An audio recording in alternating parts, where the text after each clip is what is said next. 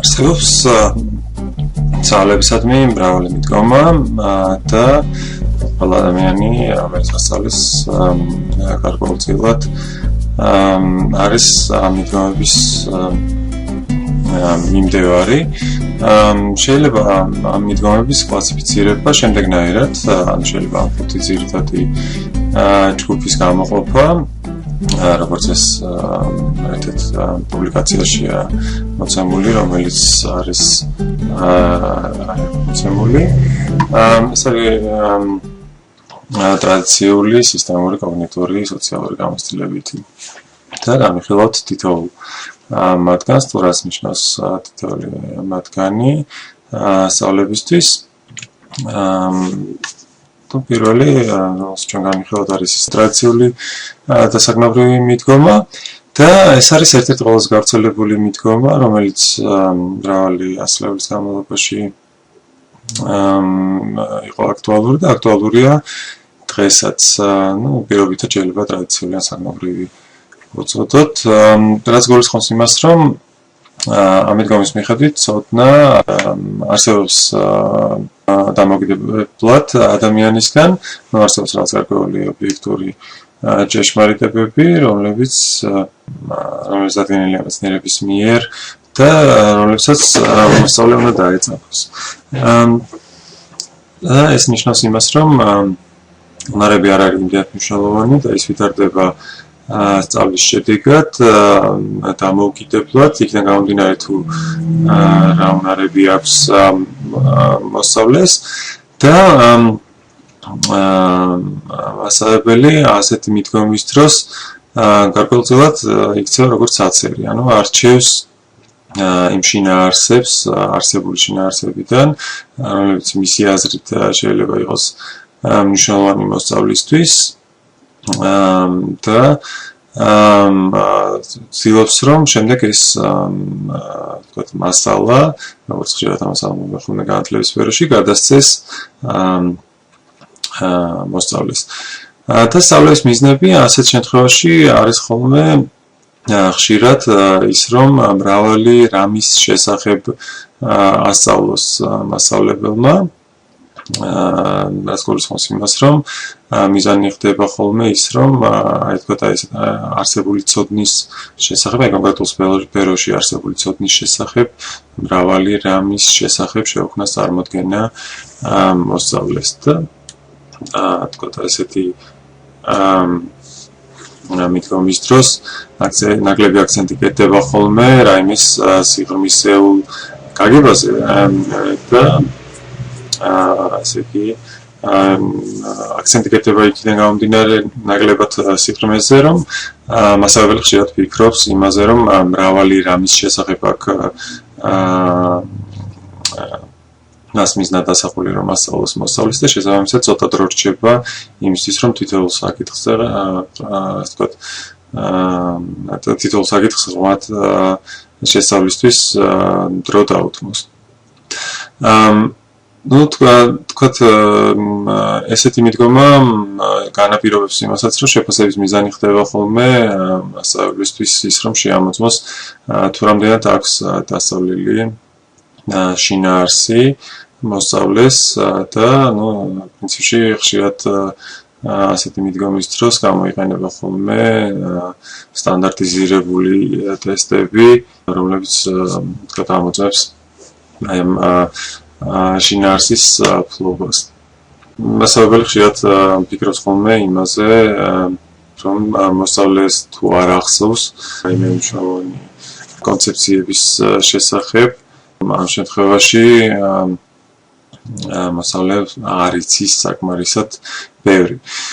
მოსწავლეებისთვისაც ესეთი ცოდნა ხდება, ასე ვთქვათ, ხშირად მათთვის ხშირად ხდება ეს ცოდნა რაღაც აბსტრაქტული რამ, რაც ასე ვთქვათ მათ ცხოვრებას ყოველთვის არ უკავშირდება.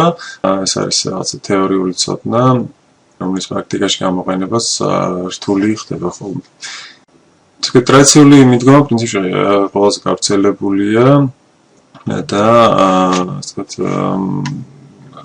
მას ხშირად ეძახიან ხოლმე ასევე ნებრივ ცოდნას იქნება გამომდინარე, რომ ორიენტირებულია რაღაც საგნის შესწავლაზე და რა თქვათ ისეთ მიზნებზე, როგორც არის თქვათ მოსავლის მრავალმხრივი განვითარება, მისი სოციალური განვითარება და სხვა.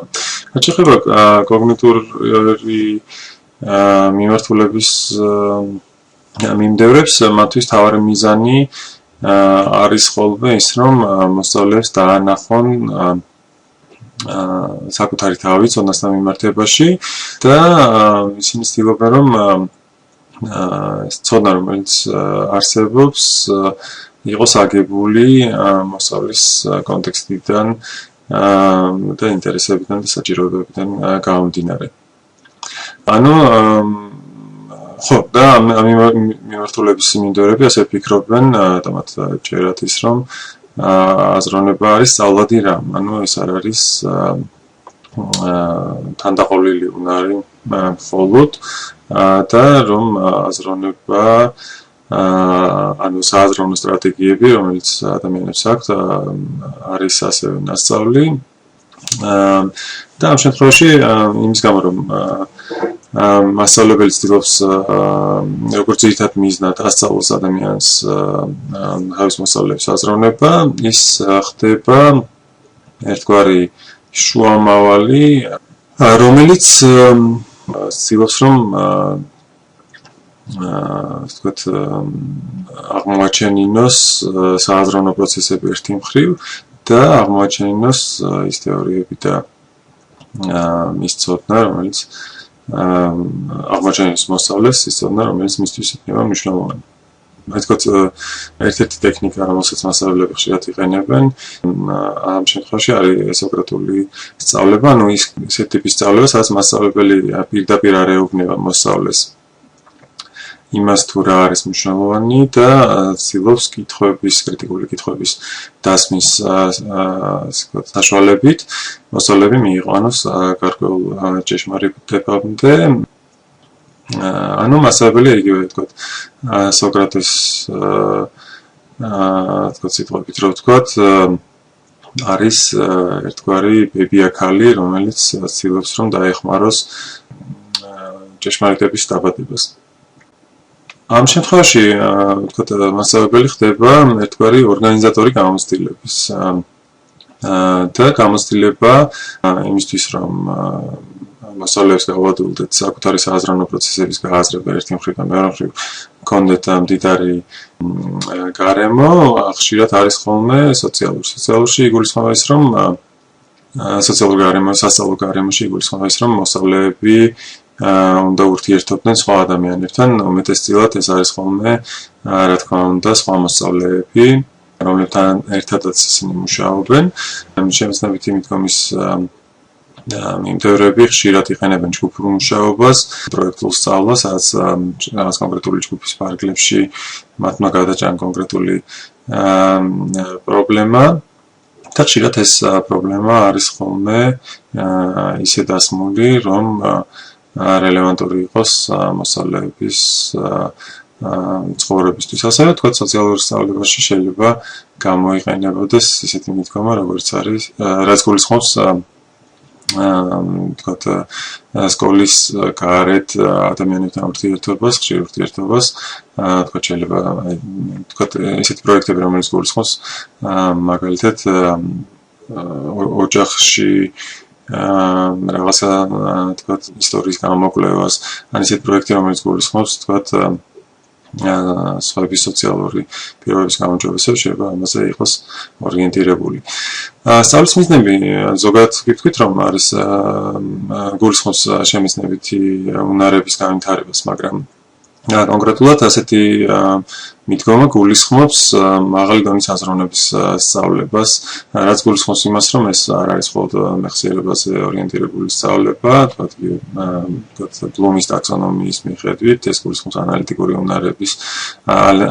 უნარებს, თქვათ სინთეზის უნარს, ან ასევე შეფასების კომპლექსური უნარების განვითარებას. ეს მაღალი დონის აზროვნების სწავლება თავისთავად გულისხმობს იმას, რომ ისე ვთქვათ, გარემო, სასწავლო გარემო უნდა იყოს ორგანიზებული ისე, რომ ვთქვათ, ის კითხვები, რომელსაც მასწავლებელი უსვავს იგივე შეფასების დროს, გულისხმობდეს ანალიზის უნარის გამოვლენას, კრიტიკული შეფასების უნარის გამოვლენას და მოსწავლეებს უნდა იწვევდეს საკუთარი, ასე ვთქვათ, გონების აქტიურ ვარჯიშზე. და იმისთვის, რომ ეს შესაძლებელი იყოს, ასევე მასწავლებლები მიდგომის დროს ხშირად უარს ამბობენ მრავალი თემის შესახებ კონცენტრირებას, ან მრავალი თემის შესახებ სწავლებას და ისინი ირჩევენ რომელიმე ისეთ თემებს, რომლის ფარგლებშიც შესაძლებელია სიღრმისეული ანალიზის ჩატარება, ანუ სიღრმისეულად რაიმე ფენომენის შესწავლა, სადაც მასწავლეები შეეცდებიან უფრო და უფრო კომპლექსურ კითხვებს უპასუხონ.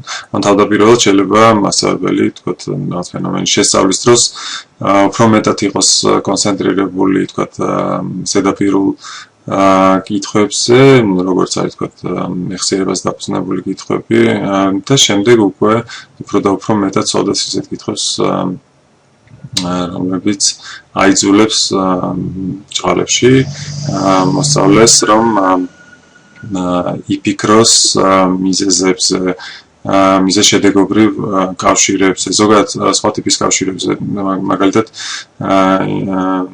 შეეცადოს იპოვოს ასე ვთქვათ განსხვავებები და მსგავსებები, შეეცადოს რომ მოახდინოს გარკვეული ცოდნის კლასიფიცირება და სხვა. და შეფასების მიზნებიც იმის გამო, რომ არის შემეცნებითი პროცესების გამოვლენიდან განვითარება, გულისხმობს უფრო კომპლექსურ შეფასებას, ვიდრე ეს შესაძლებელია, თქვათ, ტესტირებების, ჩვეულებრივი ტესტირებების გზით, სადაც მოწდება ხოლმე ხშირად ძირითადად დაბალი დონის აზროვნი უნარები, როგორც არის თქვათ, რაიმეს დამახსოვრება, ან თქვათ, რაიმეს ცოდნის თქვათ, მარტივად გამოყენება. ასე ტიპის შეფასებები გულისხმობს ხოლმე, მაგალითად არის ხოლმე ორგანიზებული დებატების, გამოფენების გზითაც მოსწავლეები, რომლებიც საკუთარ ცოდნას თვითონ ქმნიან, საუბრობენ იმის შესახებ, თუ არა მხოლოდ იმის შესახებ, რაც იციან, არამედ ასევე იმის შესახებ, თუ როგორ მივიდნენ ისინი ამ ცოდნამდე, ანუ აღწერენ საკუთარ გზას და იმ თქვათ, სტრატეგიულ ნაბიჯებს, რომლებიც მათ გადადგეს ამ ცოდნის შექმნისთვის. გამოცდილებითი სწავლების მიმდევრებისთვის ასევე ცოდნა არის პერსონალური, ისე როგორც შემეცნებითი მიმდევრების შემეცნებითი მიდგომის მიმდევრებისთვის, რაც გულისხმობს იმას, რომ ყველა მოსწავლე თვითონ უნდა ქმნიდეს თავის ცოდნას, თუმცა გამოცდილებითი მიდგომა ხშირად უფრო მეტად არის ხოლმე დაკავშირებული დასრულების განათლებასთან. ამ შემთხვევაში დასრულები უფრო პრაქტიკულები არიან და უფრო პრაქტიკული მიზნების გადასაჭრელად ცდილობენ ხოლმე რაიმე ახლის შესწავლას. უფრო მეტად, იმიტომ რომ რა თქმა უნდა, დასრულებიც ხშირად მხოლოდ თქვათ, გარკვეული შემეცნებითი ინტერესის დასაკმაყოფილებლად სწავლობენ ამას, მაგრამ ხშირია, რომ ასევე სწავლა არის დაკავშირებული მათთვის კონკრეტული პრობლემის გადაჭრასთან, ან თქვათ, გარკვეული პროფესიული განვითარებისთვის მნიშვნელოვან საკითხებთან. და მასწავლებელი ასეთ შემთხვევაში ეხმარება მოსწავლეებს სწავლების ინდივიდუალიზებაში, რაც გულისხმობს იმას, რომ მოსწავლე და მასწავლებელი ხშირად ერთად გეგმავენ და თანხმდებიან იმასთან დაკავშირებით, თუ რა იქნება მათი გამოცდილება, რომელსაც ისინი შეიძენენ და რომლის ფარგლებშიც ისინი შეიძენენ ცოდნას. მაგალითისთვის რომ ავიღოთ, აი თქვათ, ილიას უნივერსიტეტში განათლების ადმინისტრირების პროგრამაში, იგივე პრაქტიკის ნაწილში სტუდენტები და პროფესორები ერთად გიგმავენ იმას თუ რა ტიპის პრაქტიკას გაივლიან სტუდენტები და რა ტიპის დაწესებულებებში გაივლიან, იქიდან გამომდინარე თუ რა არის ერთი მხრივ გამოცდილება, რაც ამ სტუდენტებს აქვს და მეორე მხრივ მათი ინტერესები.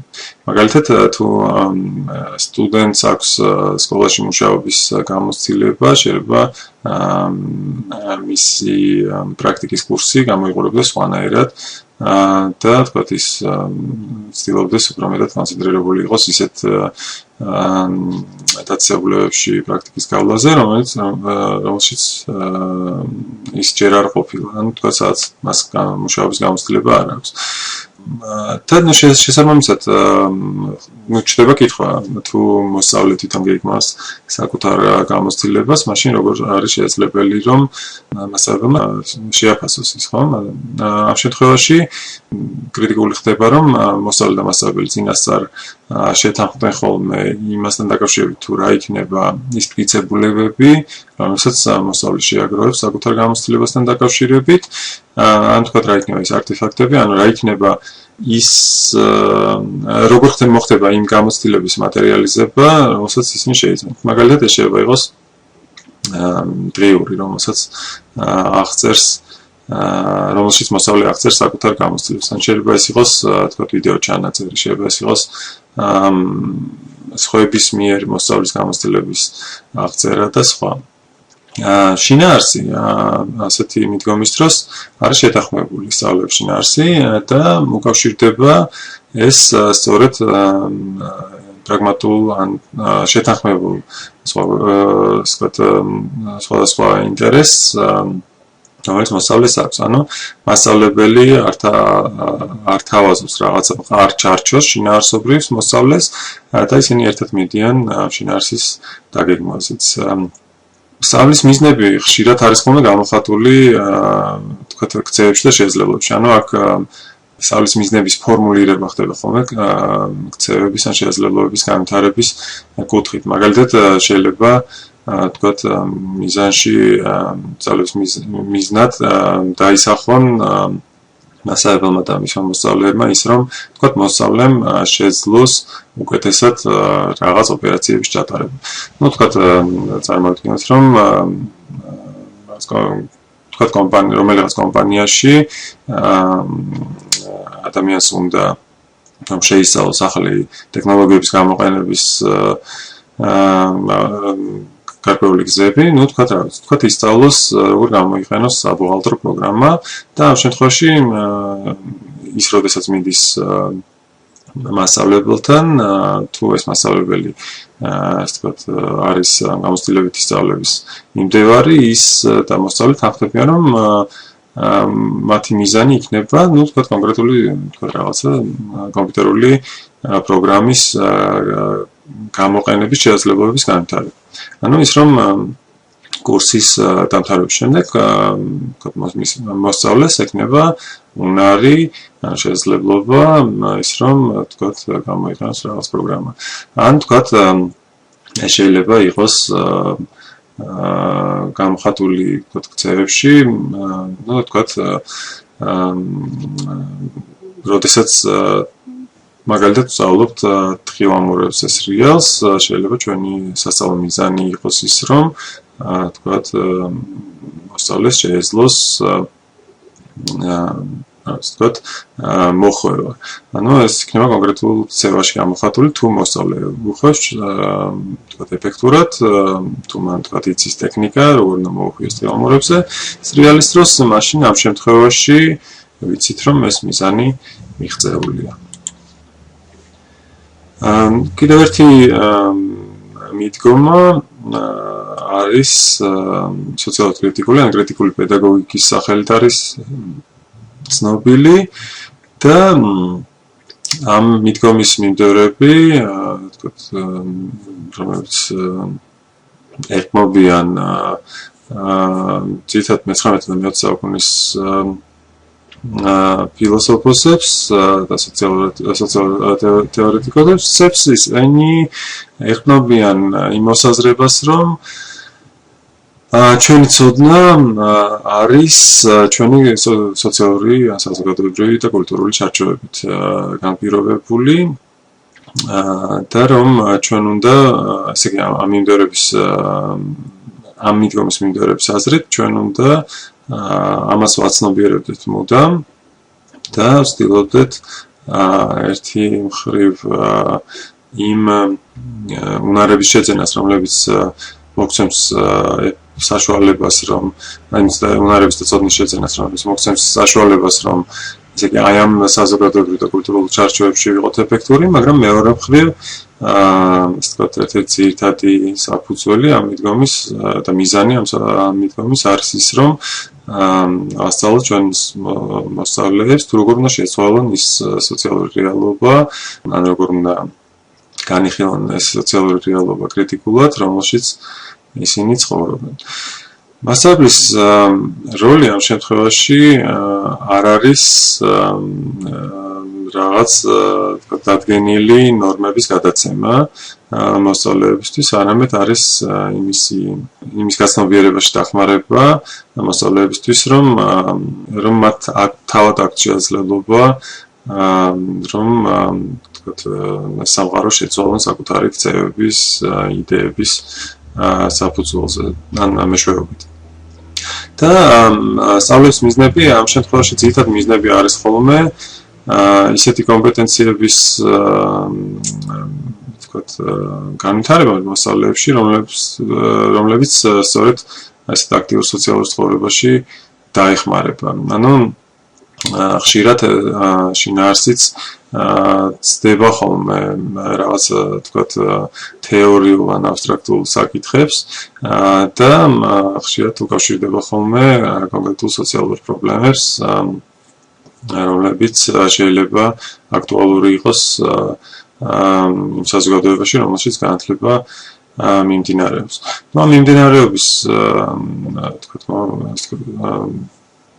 შემქმნელებისთვის მნიშვნელოვანია ასევე იმის გააზრება, რომ განათლება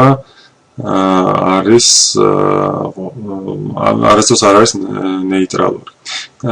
და ერთ-ერთი მთავარი თეორეტიკოსი ამ მიმართულებით არის პაულო ფრეირი, ბრაზილიელი განათლების სპეციალისტი და წიგნიერების სპეციალისტი. და ასე ფილოსოფოსი, რომელიც თვლიდა, რომ განათლებამ შეიძლება ასე ვთქვათ გააღრმავოს ის უთანასწორობები, რაც საზოგადოებაში არსებობს, ან პირიქით დაეხმაროს აი რაღაც უთანასწორობების აღუფრვაში. ის თვლიდა, რომ განათლება არასდროს არ არის ნეიტრალური და რომ განათლებამ შეიძლება ხელი შეუწყოს ჯაგვრას, ან ხელი შეუწყოს გათავისუფლებას და ეს ხშირად არის მოხსენიებული ლიტერატურაში და საკუთარ ნაშრომებშიც, როგორც და საკუთარ ნაშრომებშიც ამაზე საუბრობს და ის ხშირად არის მოხსენიებული როგორც გათავისუფლების პედაგოგიკის თეორიის ავტორი. მას საკმაოდ საინტერესო ისტორია აქვს. პაულო ფრეირი ასწავლიდა წიგნიერებას ბრაზილიელ გლეხებს, რომელმაც არ იცოდნენ კითხვა და პრობლემა იყო ის, რომ თუ მათ არ ეცოდინებოდათ თუ ისინი წიგნიერები არ იქნებოდნენ, ისინი ვერ შეძლებდნენ საკუთარი პოლიტიკური უფლებების განხორციელებას. ბრაზილიაში 60-იან წლებამდე იყო კანონები, რომლებიც გრძალავდა წერა-კითხვის უცნობი ადამიანების მონაწილეობას არჩევნებში. და ფრერმა დაიწყო ასეთი წრეების შექმნა,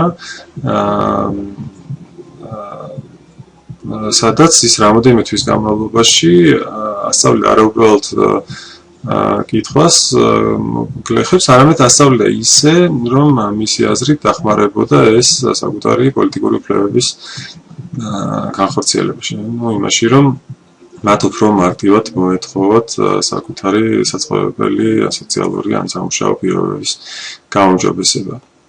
მან საინტერესო ისტორია იყო ის, რომ შემდეგ დააპატიმრეს ფრერი უსწრაფნის მოღალატე და ის იძულებული იყო, რომ წასულიყო ქვეყნიდან და მხოლოდ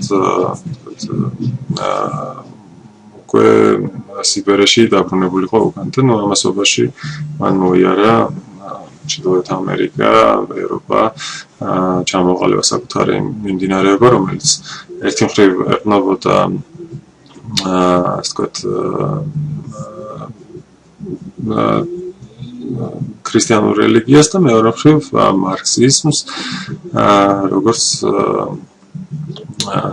სოციალურ იდეოლოგიას. საინტერესო ფრერის იდეებში არის ის, რომ ასე ვთქვათ ის უყურებს განათლებას როგორც ადამიანების გათავისუფლების შესაძლებლობას და ფრერის მრავალრიცხოვანი მიმდევრები დღესაც არსებენ ინსტიტუტებს მთელ მსოფლიოში, სადაც ხდება მისი იდეების გავრცელება. ფრერის მიმდევრები ფრერის ინსტიტუტების ფარგლებში, რომელიც მთელ მსოფლიოში არსებობს, ავითარებენ მის თეორიას. მასენ ძირითადად არიან ხოლმე ძალიან სოციალურად აქტიური ადამიანები, რომლებიც თვლიან, რომ მათ სტუდენტებს უნდა ასწავლონ ის თუ როგორ უნდა შეცვალონ საზოგადოება უკეთესობისკენ განათლების გზით. საინტერესოა ის, რომ ერთ-ერთი ასეთი ინსტიტუტი არის ჩამოყალიბებული კალიფორნიის ლოს-ანჯელესის უნივერსიტეტში, რომელიც ილეს უნივერსიტეტის პარტნიორი უნივერსიტეტია და მისი დირექტორი კარლოს ტორესი გეხმარებოდა ილიას უნივერსიტეტში განათლების ადმინისტრირების სამაგისტრო პროგრამის შექმნაში და მისი წიგნიც სწორედ ამ პროგრამის ფარგლებში ითარგმნა და არის ხელმისაწვდომი ქართველი მკითხველისთვის. ფრერის ერთ-ერთი ყველაზე მნიშვნელოვანი წიგნია დაჩაგრულთა პედაგოგიკა, რომელიც 1970 წელს გამოვიდა და ასევე ამ წიგნში ის ხსნის საკუთარ მიდგომას. მნიშვნელოვანი, თქვათ, ასეთ სოციალური მიდგომის მიმდევრებისთვის არის ხოლმე ისეთი იდეების კათოლიციზმი, როგორც თქვათ, ფემინიზმი, ან თქვათ, როგორც არის თქვათ, ადამიანის უფლებები და სხვა და მოსწავლეებსაც ისინი ცდილობენ, რომ ასწავლონ ის არა მხოლოდ ის კონცეპტუალური საფუძვლები, რომლებიც აყალიბებს ან ეხმარება მათ პირობების ჩამოყალიბებაში, არამედ ასწავლონ ასევე ტექნოლოგია თუ როგორ შეიძლება მათ მონაწილეობა მიიღონ საზოგადოებრივი ცხოვრების შეცვლაში. ერთ-ერთი ყველაზე პოპულარული მიდგომა ბოლო დროს გახდა ეგრეთ წოდებული სისტემური მიდგომა და სისტემური ეს პირობითი სახელია ძალიან. სისტემური მიდგომა გულისხმობს იმას, რომ ცოდნას ასე ვთქვათ აზრი აქვს მხოლოდ მაშინ, როდესაც ადამიანს შეუძლია მისი დემონსტრირება რაღაც ფორმით. და დემონსტრირება ხშირად არის ხოლმე მნიშვნელოვანი გარკვეული ქცევების საფუძველზე. აი ესეთი სისტემა ძალიან პოპულარულია განათლების პოლიტიკაში ჩართული ადამიანების მხრიდან, იმიტომ რომ გარკვეულწილად ეს დემონსტრირების მნიშვნელობა ასევე მნიშვნელოვანია იმისთვის, რომ თქვათ პოლიტიკოსები დარწმუნდნენ იმაში, რომ განათლების სისტემა რაღაც შედეგებს იძლევა. და დარწმუნება ხდება ხოლმე თქვა რაღაც სხვა ტიპის კვლევების საფუძველზე და შესაბამისად ასეთი მიდგომა იწვევს იმას, რომ ორიენტირები სწავლის მიზნები ხდება ხოლმე უნარების კომპეტენციების განვითარება, რომლებიც არის ასევე შემოწმებადი და გაზომვადი. ეს მიდგომა არის წამოსული ძირითად ბიზნესის სფეროდან, სადაც ის მტკიცებულებების არსებობა წარმატების ან წარუმატებლობის შესახებ და მონაცემების არსებობა არის აბსოლუტურად კრიტიკული იმისთვის, რომ შეფასდეს კონკრეტული პროცესის წარმატება. ასეთ შემთხვევაში მასწავლებელი არის ასევე ფასილიტატორი, ანუ ის ადამიანი, რომელიც ცდილობს, რომ მასწავლეებს უბიძგოს ამ მიზნებისკენ. ანუ მასწავლებელი ერთი მხრივ აცნობიერებს იმ კომპეტენციებს, რომელიც მასწავლებელმა უნდა განივითარონ და მეორე მხრივ გეგმავს გამოცდილებას, რომლის ფარგლებშიც ხდება ამ კომპეტენციების განვითარება. მნიშვნელოვანი ის არის, რომ თქვა სხვა მიდგომებისგან განსხვავებით, გარდა თუ არ ჩავთვლით ტრადიციულ მიდგომას, ასეთი მიდგომა ხშირად გულისხმობს იმას, რომ მასწავლებელი შინაარსს არ ირჩევს. არამედ შინაარსი დადგენილია უფრო მაღალი ავტორიტეტების მიერ, შეიძლება იყოს თქვა კვლევა რაღაც სფეროში, თქვა შეიძლება ჩატარდეს კვლევა, რომელიც თქვა აჩვენებს თუ რა არის მნიშვნელოვანი მოქალაქის წარმატებისთვის, სოციალური წარმატებისთვის, ან პროფესიული წარმატებისთვის. თქვა შეიძლება ჩატარდეს კვლევა, თუ რა ჭირდება განათლების სპეციალისტს, ან თქვა შეიძლება ჩატარდეს კვლევა, თუ რა განაპირობებს, თქვა მასწავლებლის ეფექტურობას. შედგეს შემდეგ თქვა კომპეტენციების ჩარჩო, რომელიც აღწერს იმ ძირითად კომპეტენციებს, რომელიც მნიშვნელოვანია მასწავლებლისთვის პროფესიულად და შემდეგ უკვე მასწავლებელი იძულებულია, რომ სწორედ აი ამ კომპეტენციებისკენ წაიყვანოს სასწავლო პროცესი. ანუ მასწავლებელი პრინციპში შინაარსს კი არჩევს რაღაც დონეზე, მაგრამ ძირითადად მაინც იგულისხმება, რომ ეს შინაარსი არის ხოლმე, თქვათ, უფრო მაღალი ავტორიტეტების მიერ დადგენილი. შეფასების მიზანიც იცვლება ასეთი მიდგომების დროს და შეფასების მიზანი ხშირად ხდება ხოლმე ის, რომ დაადგინოს და გამოავლინოს გარკვეული ქცევების საფუძველზე სწორედ ეს კომპეტენციები. ანუ ჩვენ მაგალითად იგივე სასკოლო ეროვნულ სასწავლო გეგმას თუ ავიღებთ, აქ ჩანს კარგად ის, რომ მიზნები არის გაწერილი აქტიური ზნებით, ხო? თქვათ მოსწავლეს შეუძლია თქვათ რაღაც ესეს დაწერა. შესაბამისად, შემოწმებაც უნდა მოხდეს ისე, რომ ნახოთ შეუძლია თუ არა მას ესეს დაწერა. ანუ უნდა გამოავლინოს ეს კომპეტენცია თქვათ გარკვეულ დაგეგმილ გარემოში. ასევე მნიშვნელოვანია ის, რომ ხო, რატომ არის ეს სისტემური მიდგომა მნიშვნელოვანი პოლიტიკოსებისთვის, ხო? ამაზე ვისაუბრეთ, რომ მათ უნდათ გარკვეული მონაცემები იმასთან დაკავშირებით, რამდენად არის სისტემა ეფექტური და ასეთი მიდგომა ხშირად ასევე იძლევა იმის წარმოქმნის შესაძლებლობას, თუ სად მიიყვანს განათლების პროცესი მოსწავლეს. და ხშირად ეს არ ჩანს ხოლმე სხვა მიდგომებისთვის, ანუ თქვათ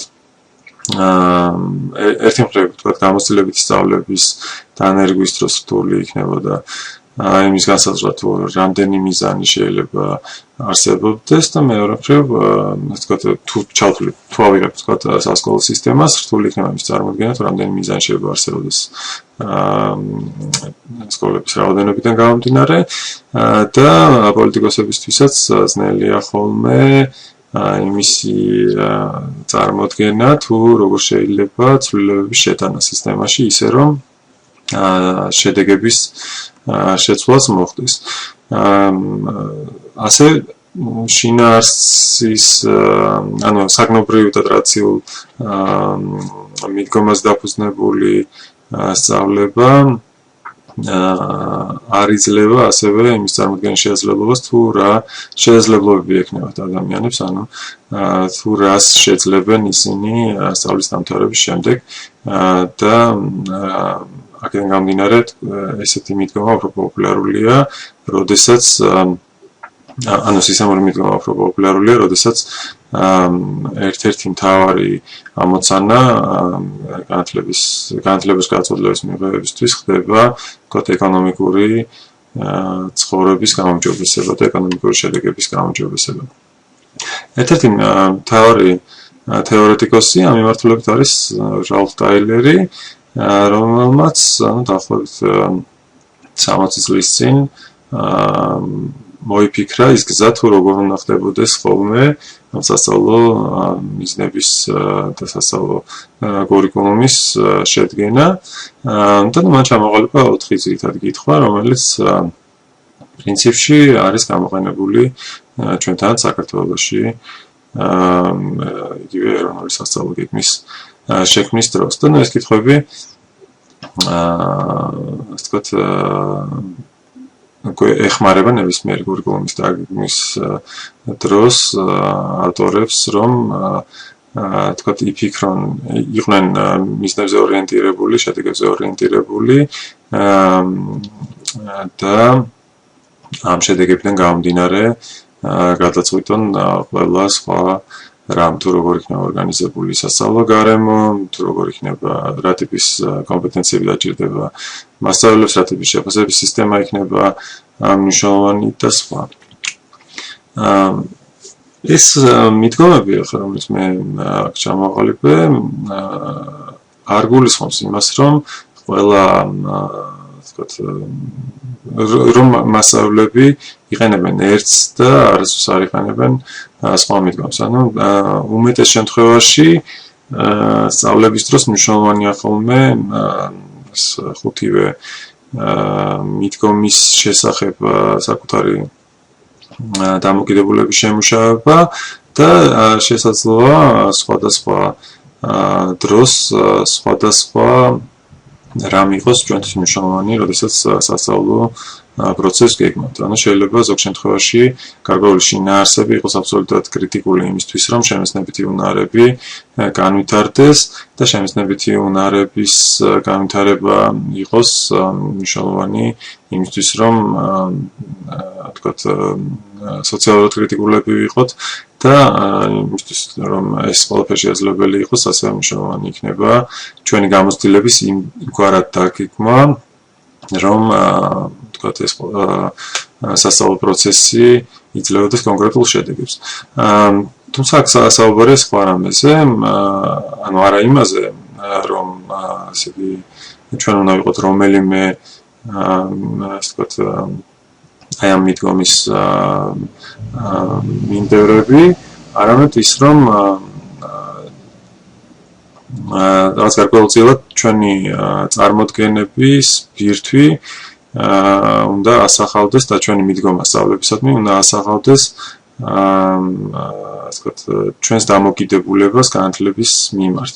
ანუ ჩვენ რა გვინდა რომ ვასწავლოთ ადამიანებს იმისთვის, რომ მათ იცოდან ის, რაც იციან სხვებმა, თუ ვასწავლოთ იმისთვის, რომ ეს დაეხმაროთ მათ საკუთარი თავის რეალიზებაში, თუ ვასწავლოთ იმისთვის, რომ ვთქვათ მათ შეძლონ ვთქვათ საზოგადოებრივი ცხოვრების გაუმჯობესება, ვასწავლოთ იმისთვის, რომ ესე ვთქვათ მათ შეიმეცნონ ან ისწავლონ შემეცნების მეტი გზები, თუ იმისთვის, რომ ვთქვათ მივიღოთ ის შედეგები, რომლებიც საზოგადოებისთვის არის მნიშვნელოვანი, როგორც განათლების შედეგი. ანუ ეს მიდგომები არსებობს რა თქმა უნდა არსებობს საზოგადოებრივ კონტექსტში და ჩვენთვის სხვადასხვა დონეზე იქნებით მასწავლებლები თუ იქნებით გადაწყვეტილების მიღებები თუ იქნებით სახელმძღვანელოების ავტორები თუ სხვა შეიძლება განაპირობებდეს სხვადასხვა ტიპის ქცევას. თუ ჩვენ თქვათ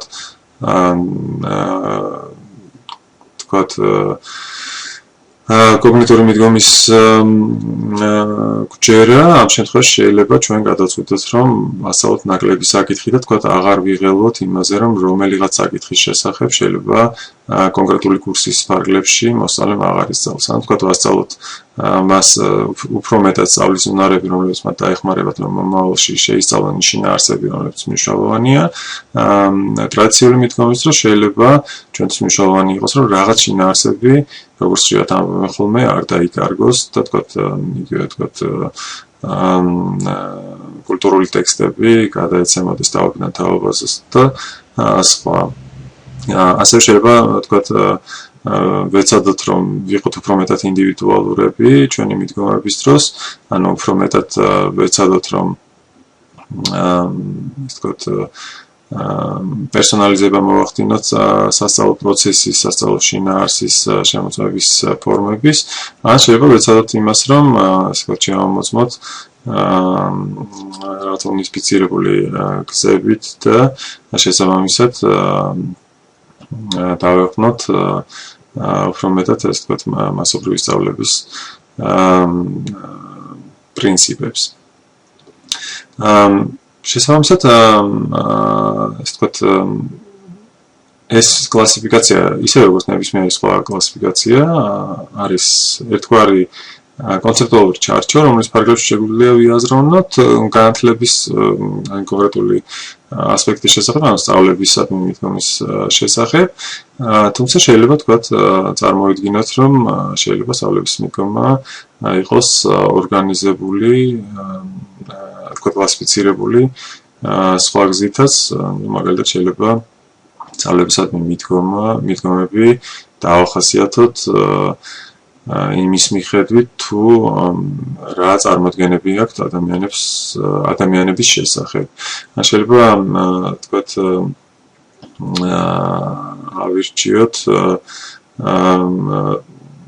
თქვათ რაღაცა რელიგიური ჩარჩოები სწავლებისადმი მიდგომების შესახებ. შეიძლება ავირჩიოთ თქვათ ფილოსოფიური საფუძველი იმისთვის რომ კლასიფიკაცია მოვახდინოთ სწავლებისადმი მიდგომის შესახებ. Ну, თქვათ შეიძლება ესეთი მიდგომები იყოს,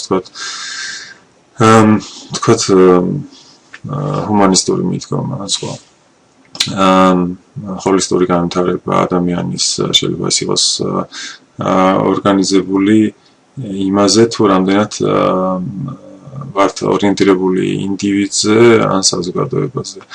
შეიძლება ვიმსჯელოთ იმაზე, თუ რამდენად ვართ ხოლმე კონცენტრირებული კულტურაზე ან ტექნოლოგიების განვითარებაზე, ან თქვათ ეკონომიკურ თქვათ მიღწევებზე და სხვა. შესაბამისად თქვენ შესაძლოა აირჩიოთ საკუთარი კონცეპტუალური ჩარჩოები, როდესაც განიხილავთ თქვენს მიდგომებს.